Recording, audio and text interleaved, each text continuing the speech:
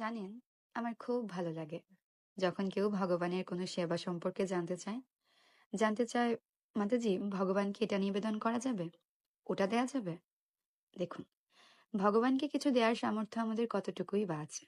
তবে ওই যে আপনার সামনে থাকা একটি ফুলের গাছ দেখে সেই ফুলগুলো দিয়ে আপনি মালা বানিয়ে খোঁপায় পড়ার আগে ভগবানকে নিবেদন করছেন, বা আপনার গাছে নতুন ফল আসার পর সেই ফল আপনি গ্রহণ করার আগে ভগবানকে নিবেদন করছেন, সেটাই ভক্তি। দেখুন, এই পৃথিবীতে আপনি কোনো মানুষকে কতটুকুই বা সন্তুষ্ট করতে পারবেন, কিন্তু যদি ভগবানের জন্য আপনি কিঞ্চিত পরিমাণ কিছু করেন, তার ফল শত শত গুণে ফিরে পাবেন। পৃথিবীর প্রায় সকলেই এত দামি দামি সুগন্ধি চন্দন, আতর, দামি দামি বস্ত্র নিজেরাই পরিধান করছেন, কিন্তু ভক্তরা নিজের চিন্তা করার আগে ভগবানকে নিয়ে ভাবেন।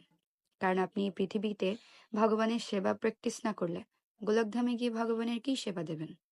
আর জানেন তো, ভক্তরা বাজার থেকে একটা সুতা কিনে এনেও আগে ভগবানকে নিবেদন করে, কারণ তার জিনিস ব্যবহারের আগে তাকে কেবল জানিয়ে রাখা মাত্র।